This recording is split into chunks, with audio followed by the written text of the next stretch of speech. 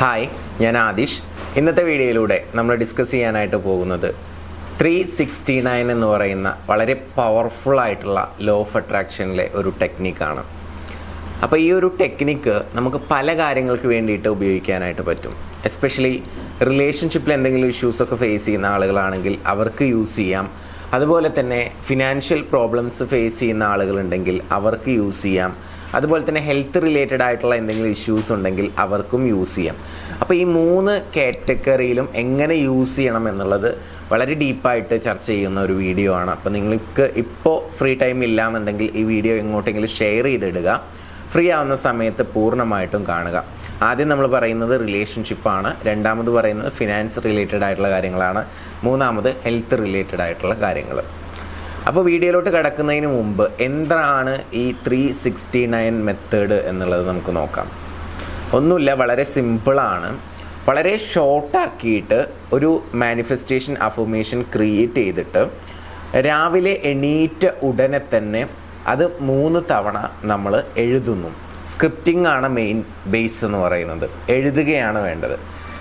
ഉച്ച സമയത്ത് നമ്മൾ സെയിം സംഭവം 6 തവണ എഴുതുന്നു.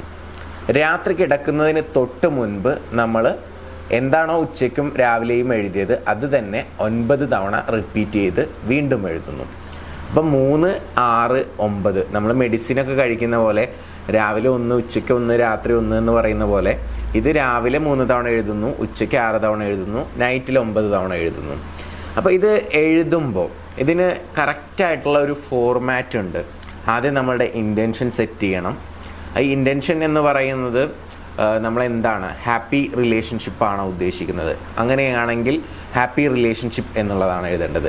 ഫിനാൻഷ്യലി ഉള്ള പ്രോബ്ലംസ് ആണെന്നുണ്ടെങ്കിൽ ഇപ്പോൾ മന്ത്ലി ഇൻകം ഇത്ര രൂപയാണ് ഞാൻ ആഗ്രഹിക്കുന്നത്, ആ ഇൻറ്റൻഷൻ കറക്റ്റായിട്ട് സെറ്റ് ചെയ്യണം. അതുപോലെ തന്നെ ഹെൽത്ത് ആണെന്നുണ്ടെങ്കിൽ healthy mind, body and soul എന്നുള്ളതായിരിക്കും നമ്മുടെ ആ ഒരു ഇൻറ്റൻഷൻ ഉണ്ടായിരിക്കുക. അപ്പോൾ ഇതിൻ്റെ ഒരു കറക്റ്റ് ഫോർമാറ്റ് നിങ്ങൾക്ക് കിട്ടുകയാണെന്നുണ്ടെങ്കിൽ എല്ലാ ദിവസവും ഇത് കൃത്യമായിട്ട് ചെയ്യാൻ നിങ്ങൾക്ക് സാധിക്കും. അപ്പോൾ അതിൻ്റെ ഒരു ഫോർമാറ്റ് നമ്മുടെ ഓഫീസിലോട്ട് നിങ്ങളൊന്ന് കണക്ട് ചെയ്ത് കഴിഞ്ഞാൽ നിങ്ങൾക്ക് PDF അയച്ചു തരും. അപ്പോൾ അത് നോക്കിക്കഴിഞ്ഞാൽ വളരെ ഈസി ആയിട്ട് നിങ്ങൾക്ക് ചെയ്യാനായിട്ട് പറ്റും. അപ്പോൾ അത് ആവശ്യമുള്ള ആളുകൾക്ക് ഫ്രീ ആയിട്ട് അയച്ചു തരുന്നതാണ്. മുകളിൽ നമ്പർ കൊടുത്തിട്ടുണ്ട്, ആ നമ്പറിലോട്ട് ജസ്റ്റ് 369 മെത്തേഡ് അങ്ങനെ ഒന്ന് ടൈപ്പ് ചെയ്തിട്ട് അയച്ചാൽ മതി. നിങ്ങൾക്ക് അതിലോട്ട് അയച്ചു തരും. അത് നിങ്ങൾ പ്രിൻ്റ് എടുക്കുക. ഒരു 30 കോപ്പി നിങ്ങൾ പ്രിൻ്റ് എടുക്കണം. അഥവാ ഇത് 30 ഡേയ്സ് നിങ്ങൾ കണ്ടിന്യൂസ് ആയിട്ട് ചെയ്യണം. അപ്പോൾ നിങ്ങളുടെ ഡ്രീം എന്താണെങ്കിലും അത് ഈസി ആയിട്ട് നമുക്ക് മാനിഫെസ്റ്റ് ചെയ്തെടുക്കാനായിട്ട് പറ്റും. അപ്പോൾ നമുക്ക് നേടാനുള്ളത് എന്താണെങ്കിലും അത് വലുത് തന്നെ ആയിരിക്കും നമ്മൾ. അപ്പോൾ അതിന് വേണ്ടിയിട്ട് നമ്മൾ ഒരു പേപ്പർ പ്രിൻ്റ് ഔട്ട് എടുക്കുക എന്നുള്ളതിൽ നമ്മളൊരു എഫേർട്ട് ഇടണം. കാരണം ഹാപ്പി റിലേഷൻഷിപ്പ് ആണെങ്കിലും ഹെൽത്ത് ആണെങ്കിലും ഫിനാൻഷ്യൽ ഗ്രോത്ത് ആണെങ്കിലും നമുക്ക് ആ ഒരു മാനിഫെസ്റ്റേഷൻ പ്രോസസ്സിലൂടെ ലഭിക്കുന്ന ബെനിഫിറ്റ് എന്ന് പറയുന്നത് വളരെ വലുതാണ്. അപ്പോൾ അതിന് വേണ്ടിയിട്ട് ഇത്രയെങ്കിലും എഫേർട്ട് നിങ്ങൾ ഇടുക. ആ നമ്പറിലോട്ട് മെസ്സേജ് അയക്കുക, അത് പർച്ചേസ് ചെയ്യുക, ഫ്രീ ആയിട്ട് നിങ്ങൾക്ക് അയച്ചു തരും. അത് നിങ്ങളൊന്ന് പ്രിൻ്റ് എടുക്കാനുള്ള മനസ്സ് കാണിക്കുക. എന്നിട്ട് അതിൽ വ്യക്തമായിട്ട് ക്ലാരിറ്റിയോട് കൂടിയിട്ട് എഴുതുക. അപ്പോൾ എന്തൊക്കെയാണെന്നുള്ളത് ഡീറ്റെയിൽഡ് ആയിട്ട് നമ്മൾ പറയാൻ പോകുന്നതേ ഉള്ളൂ. നോക്കാം. റിലേഷൻഷിപ്പ് കേസിലാണെങ്കിൽ അവിടെ ഇൻറ്റൻഷൻ സെറ്റ് ചെയ്യാനുണ്ടാവും. അവിടെ നിങ്ങൾ എഴുതേണ്ടത് ഹാപ്പി റിലേഷൻഷിപ്പ് എന്നുള്ളതാണ്. എന്താണ് എഴുതേണ്ടത്? Happy relationship. പിന്നെ രാവിലെ, ഉച്ചയ്ക്ക്, രാത്രിയിൽ എഴുതേണ്ട സെൻറ്റൻസ് ഞാൻ പറയാം, ഒന്ന് നോട്ട് ചെയ്ത് വെക്കുക. ഞാനും കൈനയും തമ്മിൽ സന്തോഷകരമായ ബന്ധത്തിലാണ്, താങ്ക് യു എന്നുള്ളതാണ്. ഇവിടെ കൈന എന്നുള്ള സ്ഥലത്ത് നിങ്ങൾ ആരുമായിട്ടാണോ സന്തോഷകരമായ ബന്ധത്തിലായിരിക്കണമെന്ന് ആഗ്രഹിക്കുന്നത് ആ വ്യക്തിയുടെ പേരാണ് മെൻഷൻ ചെയ്യേണ്ടത്. അത് മാറ്റി എഴുതുക, അത്രയേ ഉള്ളൂ. ഓക്കെ. അപ്പോൾ ഞാനിത് ഇങ്ങനെ റിപ്പീറ്റ് ചെയ്ത് പറയുന്നില്ല. ഞാൻ പറഞ്ഞത് കിട്ടാത്ത ആളുകൾ ജസ്റ്റ് ഒന്ന് ബാക്കിലോട്ട് അടിച്ചിട്ട് ആ സെൻറ്റൻസ് ഒന്ന് എഴുതിയെടുക്കുക. എന്നിട്ട് നിങ്ങൾ എന്ത് ചെയ്യാം, ഇത് കൃത്യമായിട്ട് രാവിലെ, ഉച്ചയ്ക്ക്, രാത്രി എഴുതുക. ഓക്കെ, ആ ഒരു ഫോർമാറ്റിൽ എഴുതി പോയാൽ മതി.